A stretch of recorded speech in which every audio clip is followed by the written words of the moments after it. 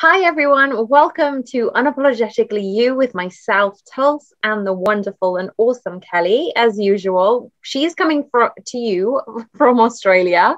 I'm in the UK, and we're both feeling a little bit frazzled today, so you have to bear with us. I'm going to forewarn you before we start recording and let you in that we're both having a bit of a brain fog moment. But we are running up to the holidays. We're running up to our little break, which is quite nice. And today we are going to be talking about the benefits of meditation. So again, we're going to be drawing on both of our experiences with meditation, what has led us to that point of bringing in meditative practices within our own life. And also, as usual, we're going to step on some research-backed science, what is out there, what is supporting meditation, as well as our own experiences. So yeah, I cannot wait for you to get involved and listen into this episode, which is super exciting. Remember, if you're watching this on YouTube, we would love, if you're not already subscribed, hit the subscribe button, click on the notification bell so you do not miss out on future podcasts. If you're listening on Spotify, thank you so much for joining us and being a part of this. And if anybody wants to support us on Patreon, this is where you're going to have exclusive backstage information about me and Kelly, some of the behind the scenes recordings that we do. And we would love if you can support us on that journey. So hi, Cal. Hey, Tuls. That was a great intro. See, I can't even say introduction, but it was a great intro. That's okay. I've warned our audience about where our levels are, right? So don't expect too much today, guys. I'm glad you pointed it out. It was probably obvious having just a quick glimpse at me today, but yeah, I do feel like I've got that brain fog going on, and really, it's 3 more days till I take a break. Okay, so you mentioned something really, really significant. So I've decided to take a bit of a pause, right? So I was like, okay, well, where am I work-wise, and could I afford to take a break? And that's what you normally think of, right? I'm very, very lucky. I work for myself, and I'm working on my own business, Fitness Chicks. For those of you who don't know and want to follow me on Instagram, Fitness Chicks UK, just a little shout out to myself. You can go. But the funny thing is I was like, you know what?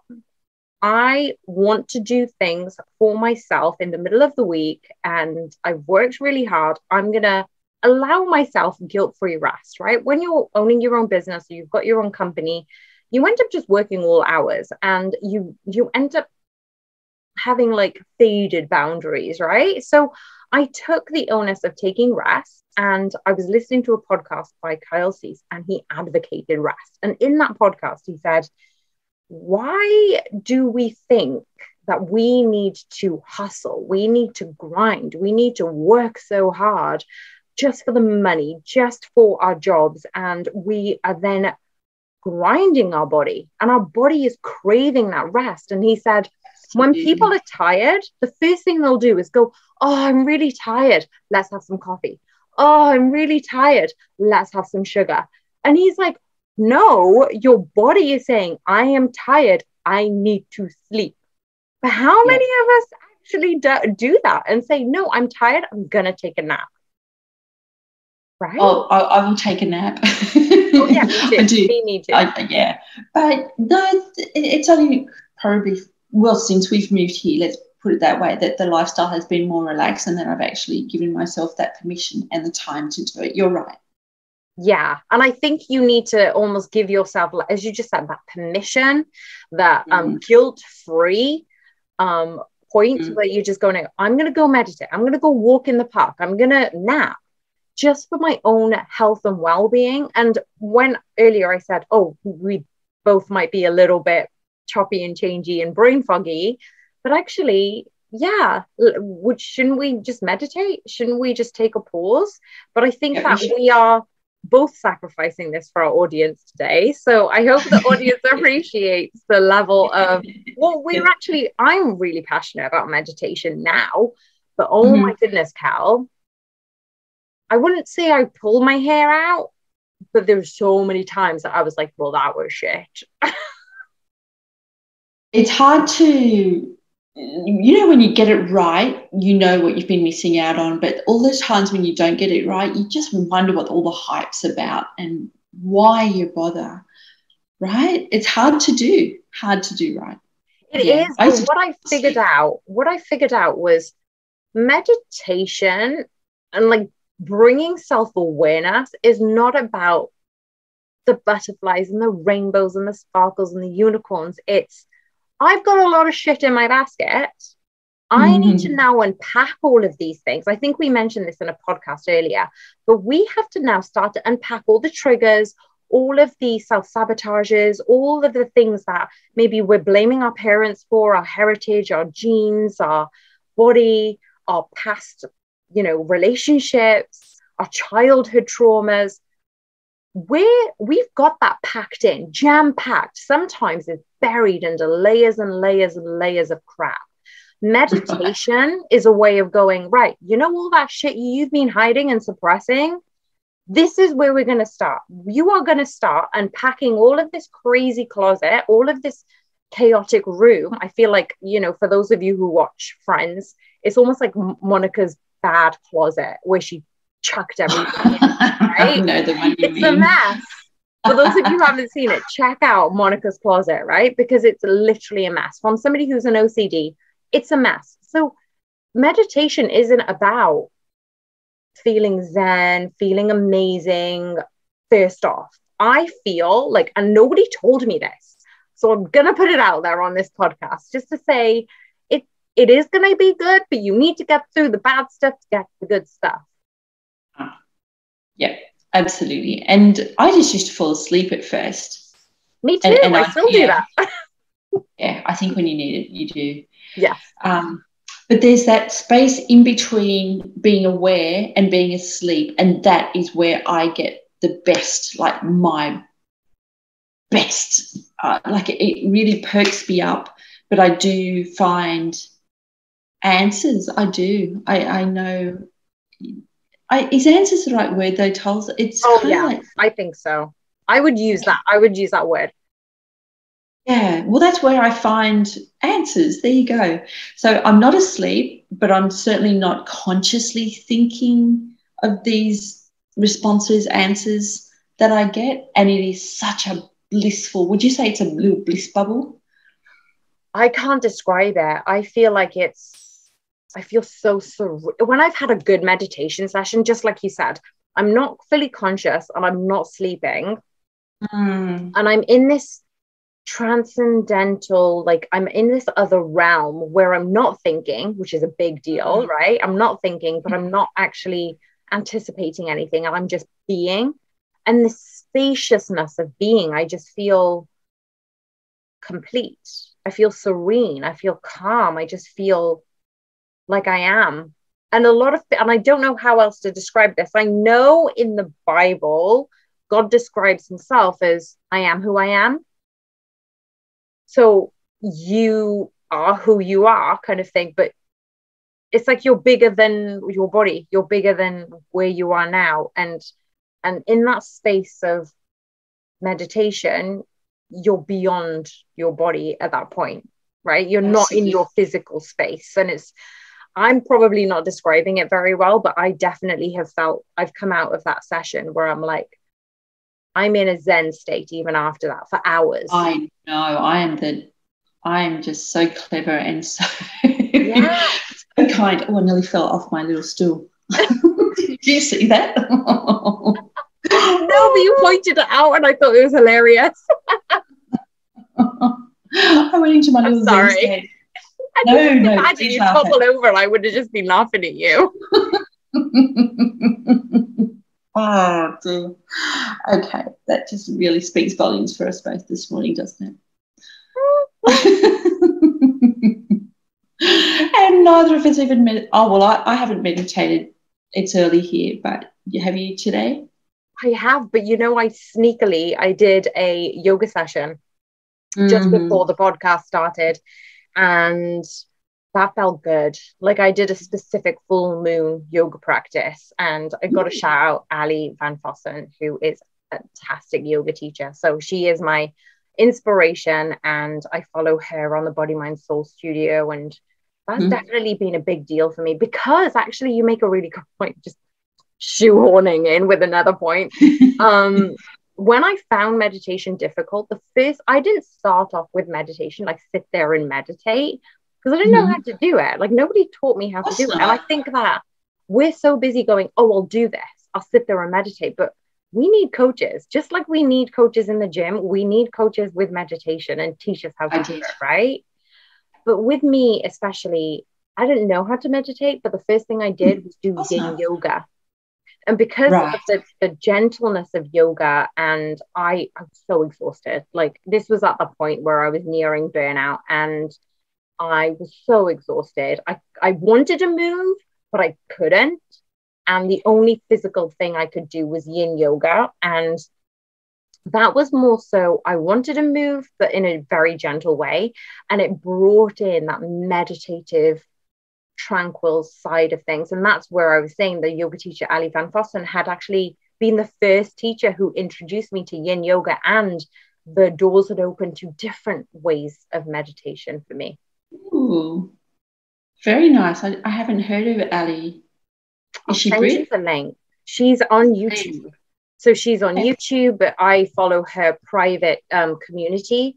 And yeah, it's just a really big family of yogis, and everybody's at the different levels, and you can join in the community or you can do your own thing. I'm very much I'll just look on the app and do my own videos and stuff like that. But if you need, community to lean on, it's a really good thing. And I think that sometimes I especially always am a bit independent, and I can probably be a bit too independent, where I'm like, yeah, I can do this by myself. And that's why I was saying earlier that don't feel like meditation is a soul journey. Like it is for you and it will be unique to you, but it doesn't mean that you need to go at it alone.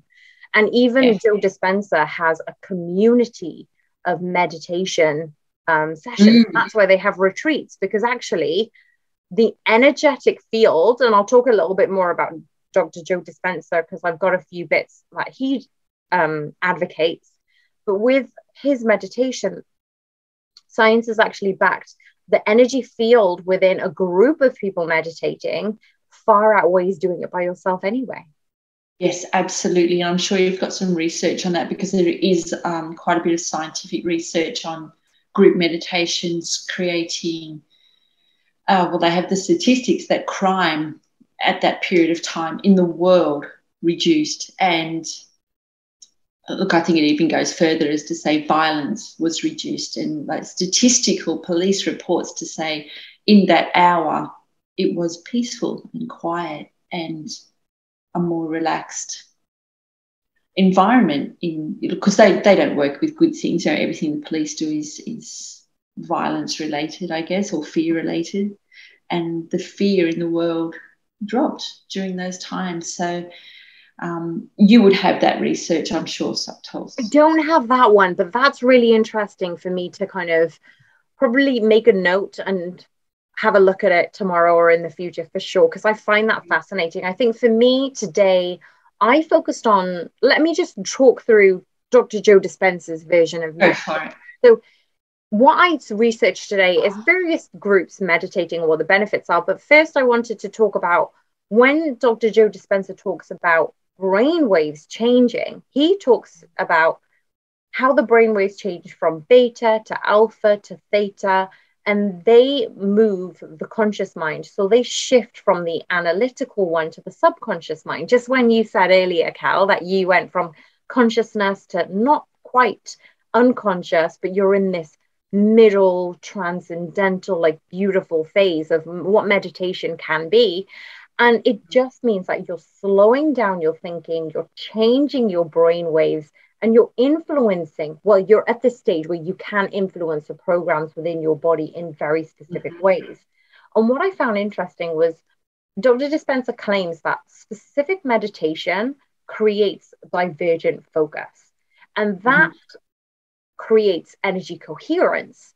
So in very specific energy centers, like we have energy centers in our body, will elevate our emotions.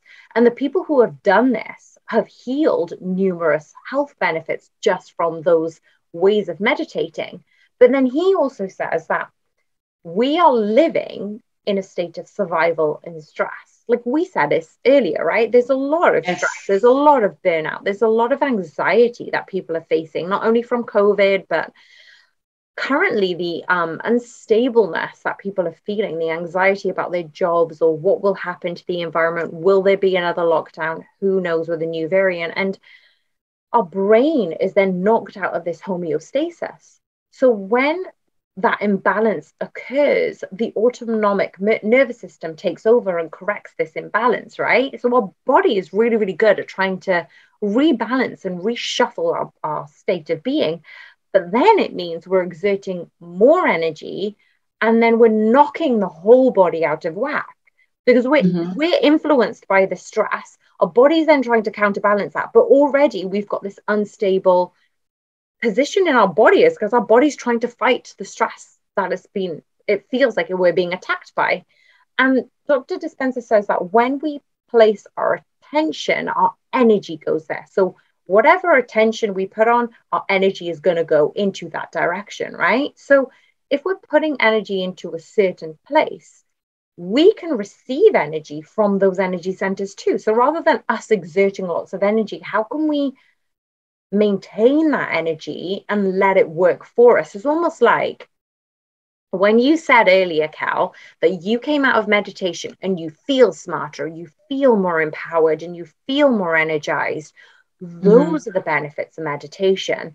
But Dr. Dispenza says that using meditation can actually transmute cells.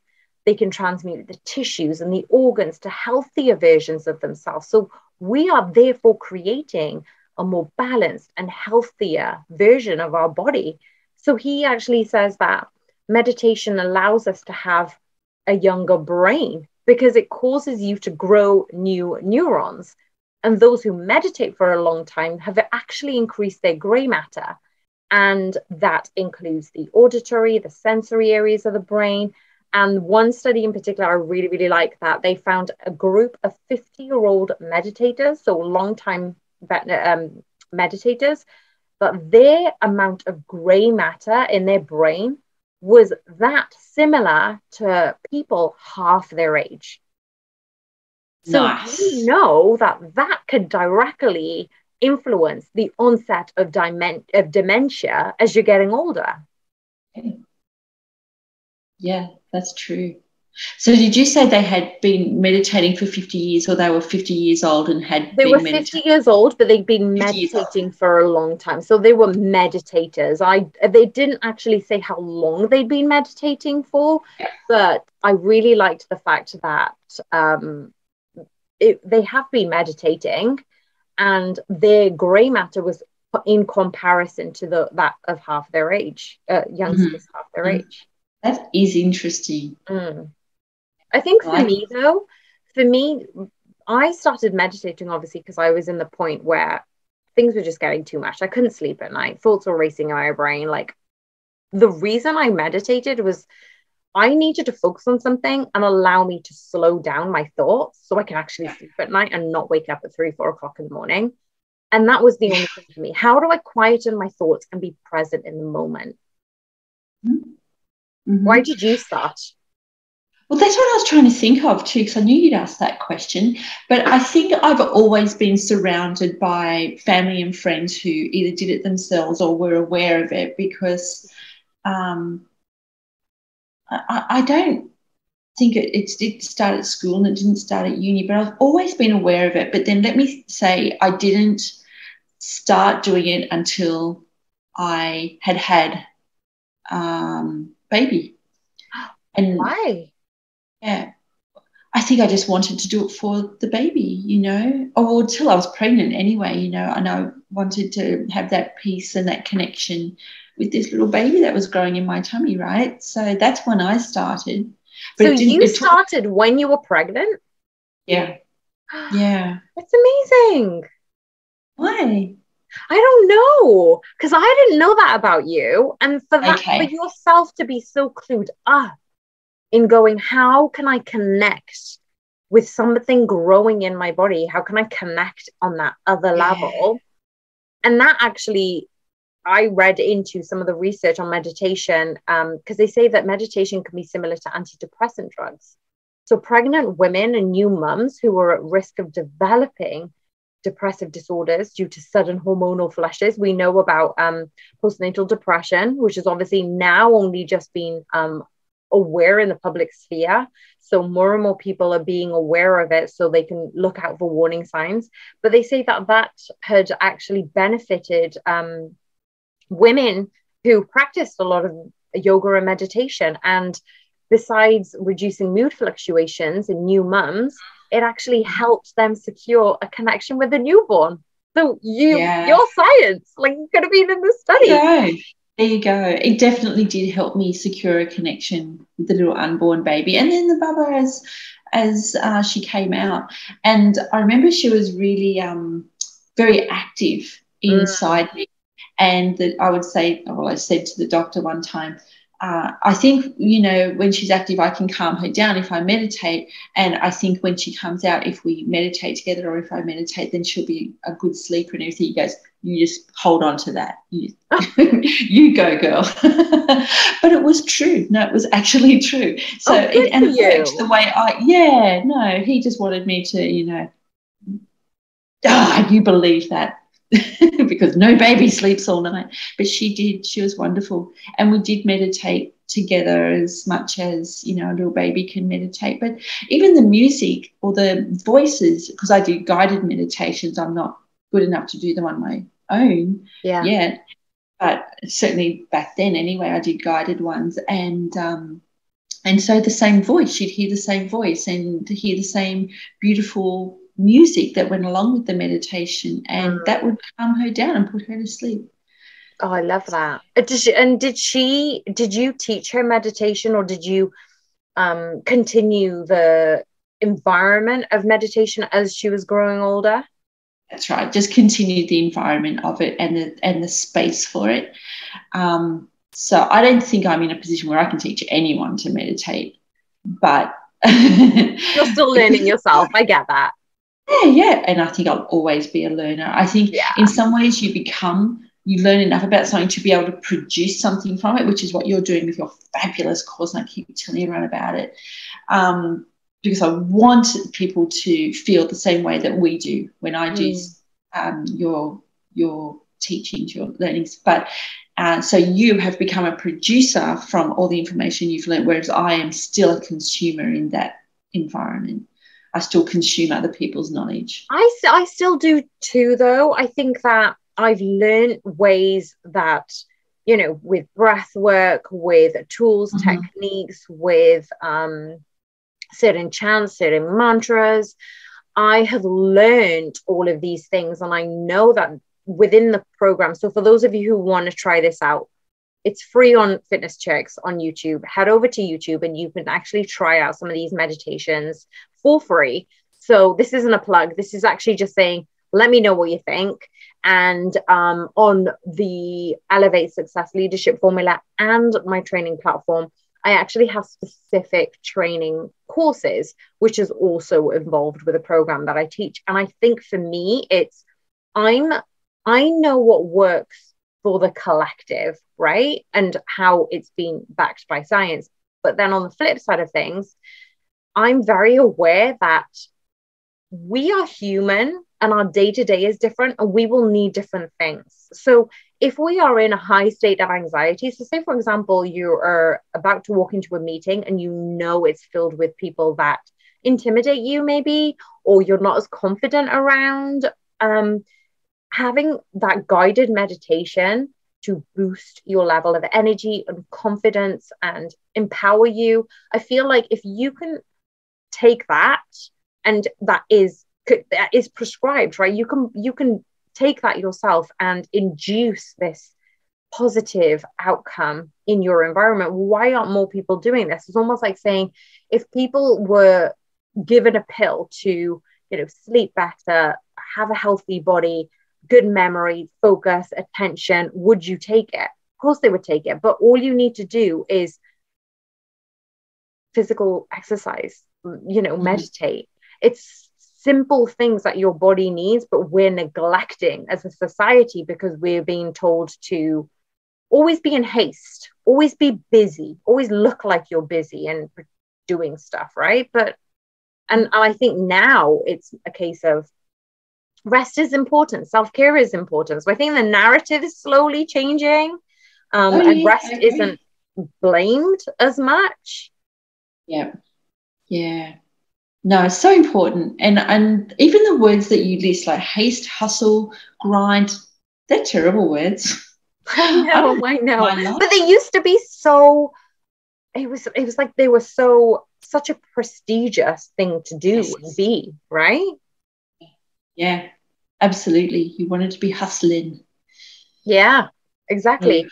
And the funny thing is, with mindful awareness, if we can actually start to integrate meditation and we're reaching the state of flow, I know you and I actually play with this a lot because we've used it with both our athletes and our teams, where if we can be in complete harmony with itself, the study shows that 8 weeks of mindfulness meditation course found that people who are doing regular meditation actually heighten the level of attention and concentration. So they are more focused, and they're way more focused than those who didn't meditate. Oh, for sure. And it really because actually both of our athletes sort of had starting lines, don't they? Like you're talking Formula One, yeah, and I'm talking the downhill winter para skiers. So there's a point where everything, like the timer comes down and they go, but leading up to that time, there's still a very stressful period where they are competing, but not against each other. They're competing almost against themselves to get them to that starting line, right? And I think that's for both of us when that meditation or that ability to get into the theta brainwave, I believe. You can correct me on that one, or maybe Brittany can. But the Heart Math Institute. Have you heard of Heart Math? I think I have, yeah. So we use that a lot. So it's called anyway, I'll have to tell you what it's called. But you clip it onto your ear, find your heart rate, and then do this congruent breathing, and it really calms them down and puts them in the zone. That's what it does for the athletes, puts them in the zone. Well, it's funny you say that because I didn't actually use the techniques of meditation and mindfulness with the race team because it just wasn't appropriate for what I was prescribing. So if I was there longer, I probably would have integrated some sort of things like that.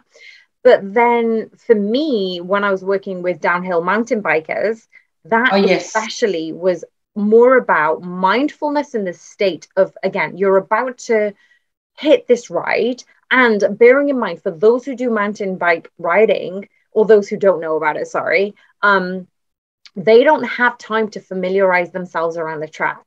So it's almost like they've got a couple of runs that they can go down and then they have to memorize it. So for some of my athletes, it was a case of, okay, so how do we use meditation and breath work to enhance your state of flow, enhance the way you visualize yourself going down the track and how you can take the best route. And one of the boys actually said, Tuls, I beat 30 seconds off my time. Like things like that, you're just like, this is amazing. Think of a time slash 30 seconds.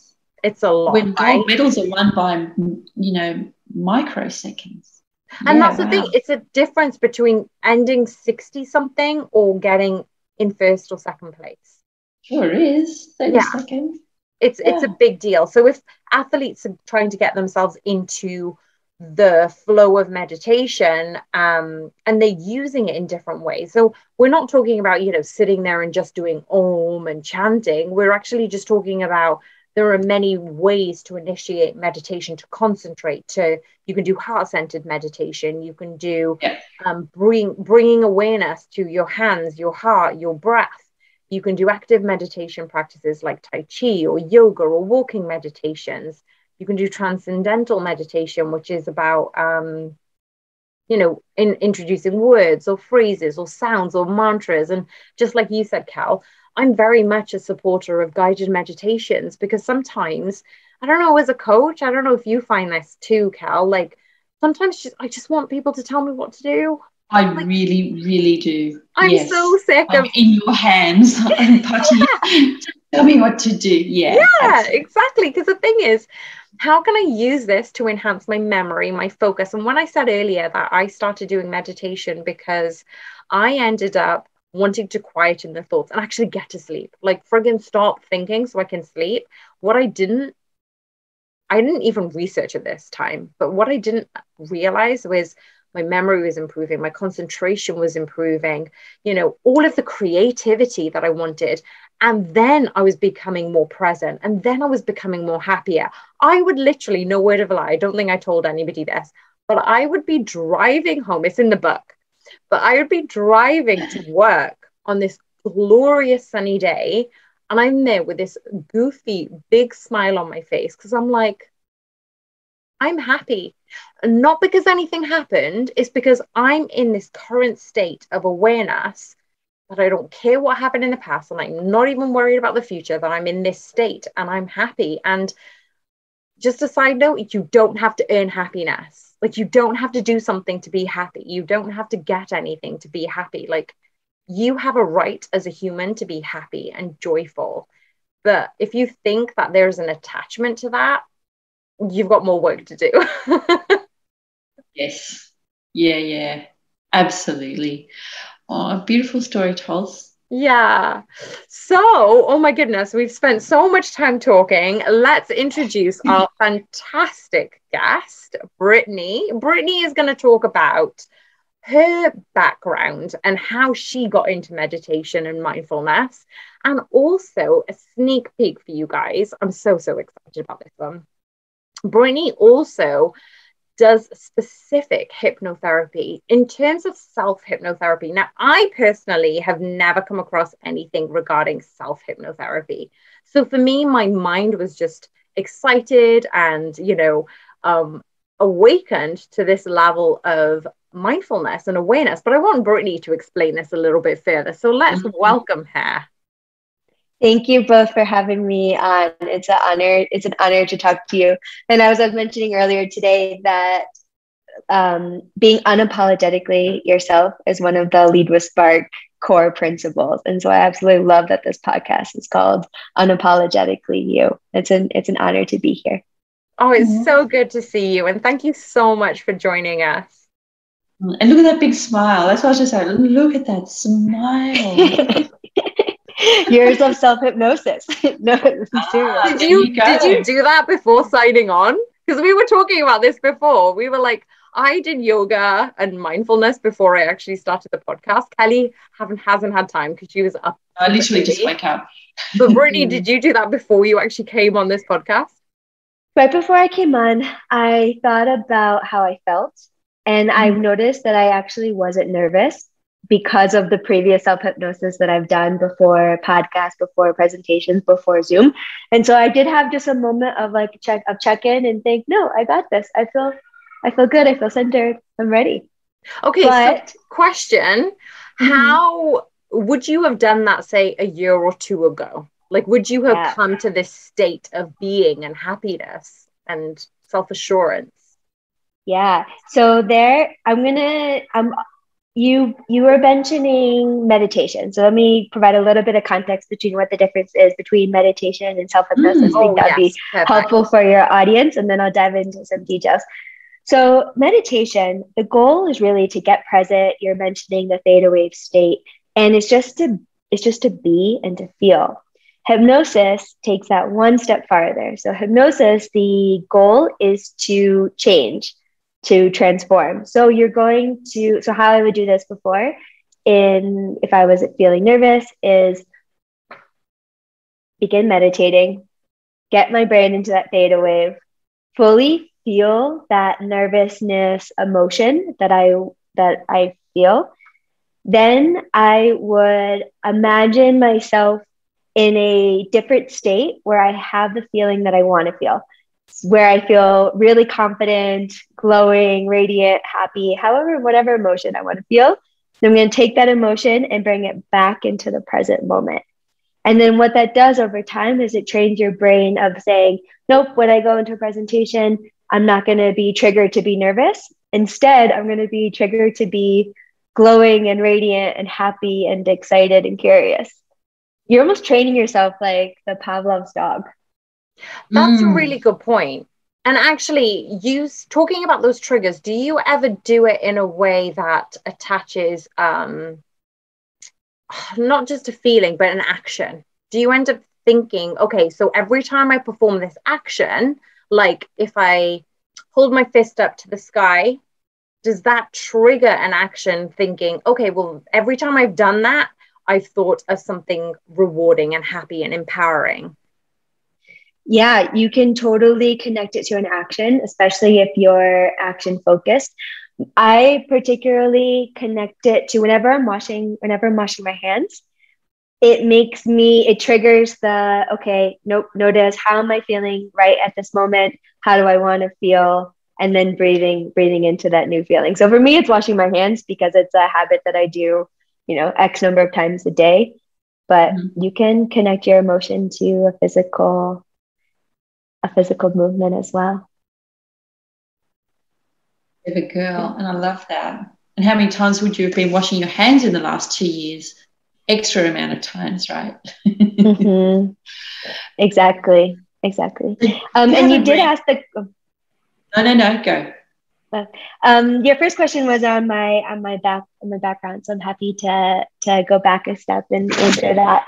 So my background started. I was in an investment management firm almost 10 years ago now, and there, the founder, Ray Dalio, who's famous for his management principles, also taught us the importance of transcendental meditation. So that was my base. I was learning transcendental meditation and yoga. And then through those lessons, I really realized that in order to shape the world, in order to be a great leader, a great manager, make change in the world around you, we first have to shape ourselves. We have to start inside. We have to uncover those self-limiting beliefs, those fears, the old traumas, embrace them and change them. So that started me on my journey of deepening my meditation practice, getting into self-hypnosis, doing some more out there things like plant medicine retreats. And recently, about a year ago, I decided to go back to school for teaching others how do they use self-hypnosis.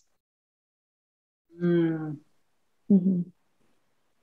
And this also came about because I have an incubator in Mexico, soon to be Latin America, and we help entrepreneurs start social impact businesses. And what I've noticed throughout my years as a business coach, as an entrepreneurship coach, is that it's not the hard skills that you can teach someone that really makes a difference. Everybody can YouTube, how do you make a presentation? But what's really blocking people are these self-limiting beliefs, that emotional state of mind. And that's why I've really focused on how do you help people uncover those beliefs and then change them. You're going to have a huge audience. I think that would be most people in the world with self-limiting, or unless we all have them. Yeah, we all have them. Would you say you still do? You're still working on that? You do. 100%, because as I grow and develop and change context, I hit new limits, and then those limits help provide a mirror into my own new belief. Just this week alone, for example, I discovered that I have an avoidant attachment style. So I overly value my independence, and when anybody gets too close or I feel like my independence is threatened, I shut down and I push away, which is not helpful in a romantic sense. It's also not helpful in a business sense. So I discovered this, and then this week I've been going through my own process of how do I hypnotize myself away from that formerly overly avoidant attachment style to being comfortable with attachment and opening myself up to more long-term relationships, whether it's in a business context or romantic. Okay, so it sounds like something we all need to really know about And I don't think wish I had you a couple of years ago, Brittany. My process would have been a lot quicker. I definitely have that. I resonate with that attachment style and pushing people away. So I was a pro in that. Yeah, based on a lot of what we've spoken about lately, Tuls, I would agree with that. All right, you too, chat, go. No, I just find it really interesting because that's the thing. It's not just a case of go to the teacher and you are willing to learn and take everything that they are learning, but it's also a case of the teacher is still growing too, right? And we have to stay open-minded to our own growth and our own process and our own journey, because and again, I was listening to Kyle Cease this morning. That's the YouTube one I sent you, Kelly, and it was a case of when we reach this level, we outgrow this level, then there's another level to go, then there's another level, and eventually you are going to keep outgrowing, but you need to be craving and going through that journey yourself. So it doesn't mean that you can't teach others in that growth, but it also means that there'll always be a stage where you're going to continue to evolve if you're willing to put that work and energy and time and effort into it. Yeah, exactly. And different contexts pull out different things. So maybe you are in a super creative role and that's what you've been really good at, and you remove all of those disempowering beliefs maybe before that you weren't a creative person or you didn't have what it takes. And then now you're the manager of this creative firm. And so now you have to learn what are the disempowering beliefs that are holding you back from being a good manager of other creative people. And then the owner of the firm, and then you keep growing, and each level of the game of life has a new set of skills, which then uncovers a new set of obstacles to transform out of, level up. Everyone needs a Brittany. Gosh. Everyone needs themselves. I'm just here to teach one tool, one approach that has worked really well for me, and I've seen it work really well for others. That anybody can do at any time. Yeah. How long did it take you to learn it, or to be effective at it might be better, because you're still learning it. That's just what I wanted to clarify there. You're still learning it, but you can be effective at it without knowing everything. So how long would you say it took you to be effective at it? For me, it took me a few years to be effective at it, because I was starting from a place where I didn't have a meditation practice. I wasn't connected to my intuition, to my body. So my journey started from being a very cold robot. Like that was my old ethos back in my finance days. And then that took a while to peel back and learn. But if you have a baseline meditation practice, you can do this in a half an hour. There's lots of great YouTube videos on guided hypnosis, guided meditations to help transform out of any disempowering belief you may be holding. And you can do it in 30 minutes. And so when you're coaching with your clients, especially from a professional background, what is the most common thing that they find the most beneficial and the most effective for them? Which type of self-hypnosis have they leaned into the most? There's a tool that I would be happy to teach everyone right now. It'll just take maybe like three minutes. And this tool, this self-hypnosis tool, I love because you don't have to do it when you're lying on a couch in that very deep meditation state. You can do it when you're on a Zoom call. You can do it when you're in an Uber in between meetings, whatever it is. So what you do is first you just take a moment and you feel however you're feeling, just in the moment, just for a second. And then what you do is you turn to your right. You picture a scene that you're trying to transform out of. So let's use that presentation example again. So maybe you picture a scene where you are really nervous when presenting. Then what you're going to do is you're going to take that scene and you're going to turn it into a black and white photo, maybe make it smaller and smaller and smaller, and then eventually grab it and like throw it on the floor, be like, ugh, I'm done with you. Then what you do is you turn to your left. Now picture a scene where you are being your best self. You're presenting, you're glowing, you have confidence. Maybe picture the audience just looking at you, engaging with curiosity and excitement and asking questions. Notice like your body language. And then in this picture, make it bigger, brighter, maybe add sound. And then when you have it, what you're going to do is you're going to take that picture, imagine almost like taking it with your hands and moving it now back to the right. Mm-hmm. And then once again, see that new you. That old version is like on the floor. You don't even know where it is anymore. And now you're just seeing once again on this side, the radiant, confident, glowing you. And then when you're ready, you're going to take that picture, take that feeling, and almost just put it into your present body. Like take that picture and just put it into your present body and turn back to center. And then breathe into that new feeling, that feeling that you want. That was easy. Super easy. Super easy. You can do that for any situation, any feeling. And it is just like you're reconnecting those wires in your brain. You're training yourself just like you would train a dog, a puppy of love, where you're teaching yourself that when that old feeling comes up, you now have a new neural network to say, nope, that thing is in the past, is on the floor. Ugh, this is now the new way that I operate in this situation.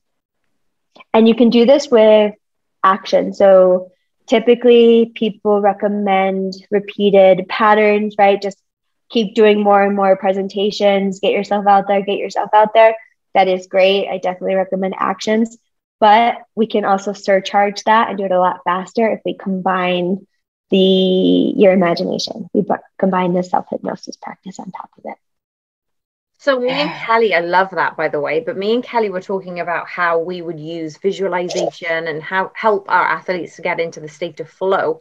So are you trying to support your clients visualize a happier outcome or a happier feeling so they can mimic that in uncertain circumstance that they haven't actually experienced yet, but they've got it lodged in their brain? So we're trying to shift that neurological pattern into a happier one, but almost opening up to the potential for it to be a success. Yeah, exactly. That's spot on. Same thing. Okay. Fantastic. Love that. Yeah. Amazing. Our bodies and our emotions don't do a great job understanding the difference between imagination and real, which is a great secret. So why not use that superpower that we all have inside of us? Absolutely. For sure. Yeah. And that all came together for me, Brittany, when like I was doing the imagination, the small photograph, turned it black and white, bigger one. But then when you said take that feeling that you have when you are seeing this new version of your experience, and put that inside you, and oh my gosh, I do actually have a feeling attached to it. There was an emotion attached. But if you hadn't said it, I wouldn't have really made that actual connection. So that was an important aha, I think, for me. And then how did you feel after it? Oh, peaceful, I guess. But because even though I gained an emotion, I think emotions got taken away as well, or the anxiety that was attached to what I was visualizing was taken away. And so what was left was joy or bliss or peace, or a combination of all of those, I guess. But it's empowering was probably the overwhelming feeling that I got from it. And I just felt, oh, Brittany's right. Like you can do this. You can do whatever you decide to imagine, right? And it's funny as well because we feel when we've got the meditation right, when we've done, we've been in the flow state right, and it kind of it extends its lifeline for a lot longer, for a few more hours, I can't put a timeline on it, but it does extend.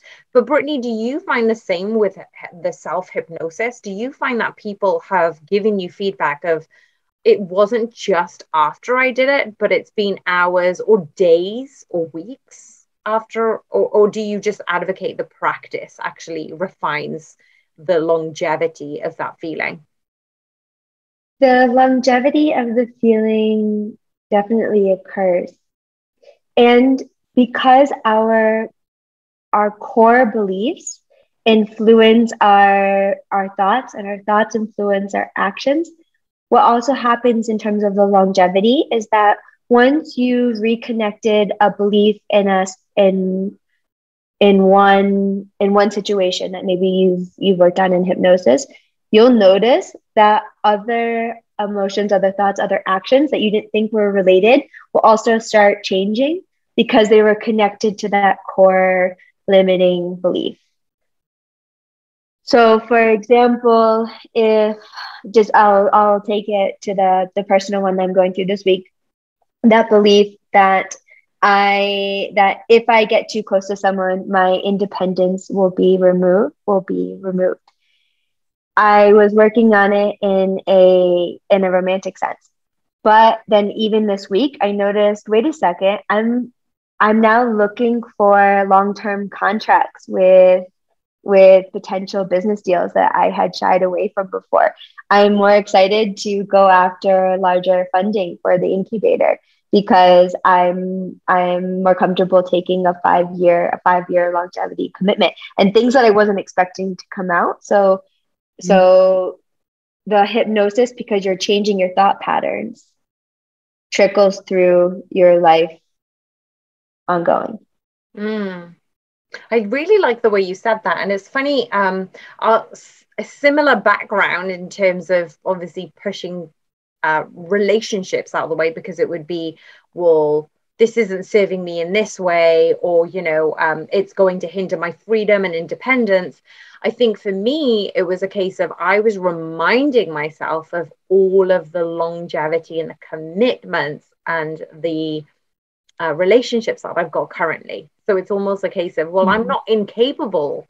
And I think I went through that self-sabotage of, oh, well, what's wrong with me if I can't have a long-term relationship, or why do I keep pushing guys away? And I think for me, it made me aware that, wait a second, I've got long-term fruitful relationships, and how can I cultivate them more, and how can I give more love and kindness and consciousness to those relationships too. And I feel like it does merge into professional too. Like me and Kelly, we've known each other for such a long time, but when did we start collaborating, Cal? I think it was last year. It was last year when we started the podcast, right? And now it's just evolved, and now it's a bit like, well, we lean on each other because we know that we can do it independently, but it's another element when you get to bring in somebody else and support you on that. And I'm very independent, so I'm a case of, I'll just do it.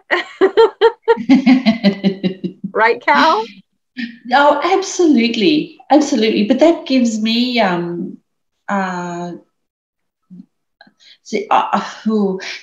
I've been a mum for a long time now. So I was a young mum, and it changes. Like Tuls and I have different experiences of the last 20 years because of that. And so I've had someone depend on me, and I depend on others. So Tulsa's independence is very inspiring to me. And yet she would like to open herself to being independent to a degree. So I think there's parts of each of us that sort of mesh, and we learn from each other, don't we? Anyway, all part of what we're doing right now is us learning from each other and talking about our experiences and learning from each other's experience, but also going deeper into it ourselves and learning, and then bringing beautiful people like Brittany in and actually explaining what we sort of go, maybe it's this, maybe it's that, and Brittany's the one who can say, no, it's actually do it this way. It means that it's this. So it's funny, Brittany, I wanted to ask you actually, I introduced you as I've not heard of self-hypnotherapy before, because people associate hypnotherapy as you hypnotize somebody and you get to do what you want to them, and then they're out of this hypnosis state. And it's very much it's an incorrect media inflation of what hypnotherapy is. So I've not heard of self-hypnosis. So is this more of an emerging practice technique? And where do you think that, where you are now and how it will evolve over the next couple of years? Like, what's the goal for yourself, your business, and supporting your clients? So a lot of hypnotherapist experts believe that all hypnosis is actually self-hypnosis, because it's actually everybody who is going through the inner work in their own mind. The reason that I put an emphasis and always call it self-hypnosis versus hypnosis is because over the past 100 years or so, hypnosis has been primarily dominated with a very masculine energy of I have the power and I'm healing you as the hypnotherapist. I have the control over you. And what has been happening more recently is this divine feminine hypnosis reclaiming, where it's giving the power to the person. It's your journey. It's in your inner mind. I'm only here serving you as a guide when you want to let go and be guided by another person. But you have all the tools. I'm just sometimes a voice. You could do this yourself. You could do this in your own mind at your own time. So that's the emphasis on why it's self-hypnosis versus hypnosis. And what about the trajectory of where you are now and where you would like to take it? Where I see this going in the world is I see more and more people becoming less scared of the word hypnosis. And the more people become less scared of it and realize that we have the power to change our own minds, to change our own thinking patterns. And the more that we have millions of people experimenting with how do we do this in the most effective way, the more that we're going to be able to tap into unconditional love, that ever-growing evolution of breaking down our inner disempowering beliefs and transforming. Where I personally am going is, so I recently launched a 10-week course to teach people how do you apply self-hypnosis in a leadership context. But that's just the beginning. So I would love to teach people how to apply it in just day-to-day life. So we'll see where that goes. Amazing. In January I'm going to launch a new course of 21 days teaching people how to apply self-hypnosis tips to connect with their own spark. Amazing. Well, it's been so good to have you on here. Thank you for taking time out to explain what you do and also giving us a little bit of a teaser and taster on some of the techniques that you use with your clients. And for our audience, how do we get in contact with you and where can we find you online on social media? How do we get in touch? You can get in touch on my website, so www.leadwithspark.com. I'm also on Instagram and TikTok, both at leadwithspark. And one last tip I will give to your audience to take away with is based in the neuro-linguistic programming school, which is very related to self-hypnosis. So what I would ask all your audience to do today is just notice when you are saying to yourself something in the present tense that doesn't serve you. So I am lazy, or I am not good enough, or I can't do this. And all I'm going to ask you to do today is just switch it to the past tense. So I was feeling lazy. I used to doubt my ability to do something, and now I'm learning. So just put it in the past tense and just notice the difference. That's my last self-hypnosis tip to take away for your audience. Amazing. Very good. Yes, love that one. And another easy one. You could use another easy one. Well, thanks so much for joining us. And yeah, guys, if you want to get in touch with Brittany, we will send her, like, details will be in the descriptions below. So please get in touch with her if you want to know more about this. So thanks, Brittany, again, for just being awesome and teaching us so many different tools already today. Thank you for having me on. All right. I'll speak to you soon. Bye. Bye-bye. Bye. Oh, she's a sweetheart. She's lovely, isn't she? Yes. Gosh, and that big smile that did not waver. And a clever girl. And I think she gave us two very simple tools just then, didn't she? Yes, for sure. You know, earlier before we started recording, what did you say? No. I have no idea. Did you say I am? Oh, yes. Did you? I don't know. I can't remember whether you made a passing reference to it. I actually think you said it and I resonated with it completely, because I've been listening to some YouTubes lately and so many of them come back to that same thing, I am. And then I started thinking, well, what is the I am? Because they had heard it, they had experienced it. So it all started with a YouTube that I listened to about a near-death experience, okay? And this lady who had experienced an energy source that said to her, or she felt it said I am, and she said, oh, you are, yes you are, like, and then but she didn't even know what the I am was. So then I just went down a rabbit hole of what is I am, and then you said it and I'm like, oh heck, like, again, you just hear it from the most unexpected places. So why did you say it? Why did you think I said it?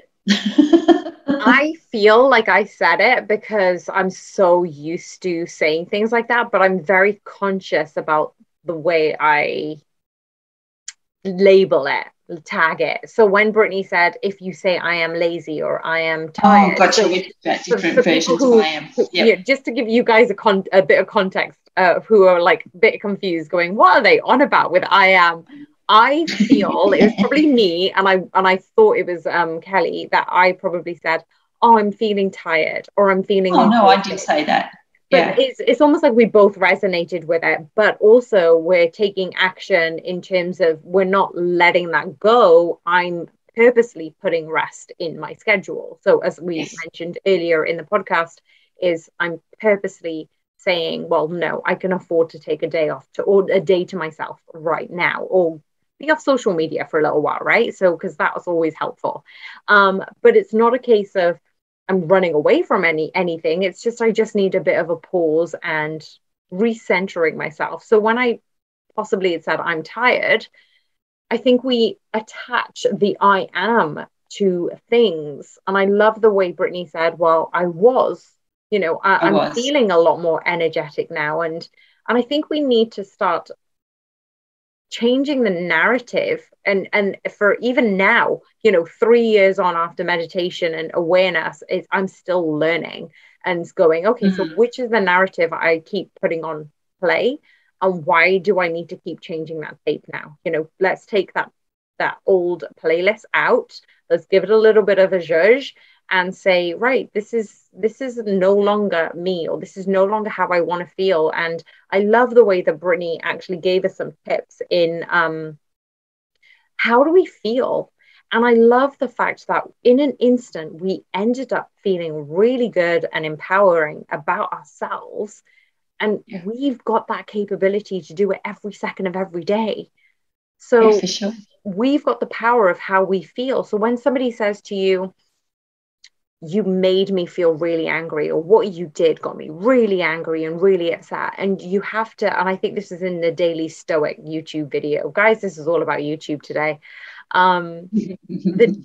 It was Ryan Holiday who'd said, I haven't made you feel anything, it's your perception of how you have taken this, and you are feeling those emotions and feelings. So it's like, don't put the onus on somebody else making you feel a certain way. You have that honor, that privilege, that right to feel whatever you feel. So how can we change it if we're not feeling good? And also, how do we sit with that feeling if we're not feeling good? How do we just sit with it and just go, actually, you know what? I'm not feeling great right now. I'm just going to sit with this because that's going to pass. You know? Yeah. Lean into it is a new usually way of saying it. You've got to lean into it. Yeah. So just to round up, but just to kind of give our audience a little bit more food for thought, even though we've had a lot, you know, going on this podcast, right?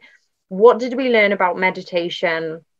What are the things and avenues that you can start to support your own meditative practices, whether you've used to do it before, whether you've dipped in and out, or whether you're currently practicing, or whether you're, you know, coming in brand new to it? You know, what benefits do you expect from meditating? You've obviously listened into this podcast, and if you've come so far and you've been diligent enough to listen to everything that we've talked about, you know, question yourself, what are the benefits that you expect from meditating? How often do you meditate? And what type of meditation do you usually practice? Do you need to change it up? Do you need to include self-hypnosis? Do you need to include walking meditation or guided meditations or mantras? And you know, it's not just a case of doing it because everybody else is doing it. It's a case of, you know, what are you trying to improve in your life? What are you trying to enhance? Is it relationships? Is it attention? Is it reaction? Is it self-confidence? Is it, you know, social connections? Is it academic goals or kindness for yourself and others? Your motivation, your mood? And when I first got into meditation, I didn't realize that this was the list that we can literally tap into. Like, there is such a whole new world that you can tap into, this energy center. But yeah, any closing thoughts, Cal? What do you think about the whole thing, and any tips for our audience? I think it's worth persevering with. And I think that is one thing that people really need to hear, that it doesn't come quickly or easily necessarily, but even when it's not quick and it's not easy, there are still benefits to be had from it. So don't give up is going to be my personal experience. I think that's so important, and you raise a really good point with that, because there were so many times where I was like, oh, it's not working, or I used to beat myself up for not having a good meditation session. Yep. So just take it as, if it's worked, great, move on. Mm-hmm. If it doesn't work, great, move on. So that's right. If it's and you don't have to do it for an hour. No, do with whatever time you've got and see if you can build it up. And remember, there is support out there. Don't feel like you can go at it alone. If you want to, there's stuff on YouTube. There's obviously my channel. There's the training platform that I've got with Fitness Checks. There is people out there, there's coaches out there to support you. So find what works with you, find what app works with you, and keep going. Just keep going. As Kelly so rightly said, just try and be as consistent as you possibly can. And you may not see the reward straight away. And I think with me, I mentioned on a couple of podcasts ago that it took me 18 months to talk myself out of a panic attack.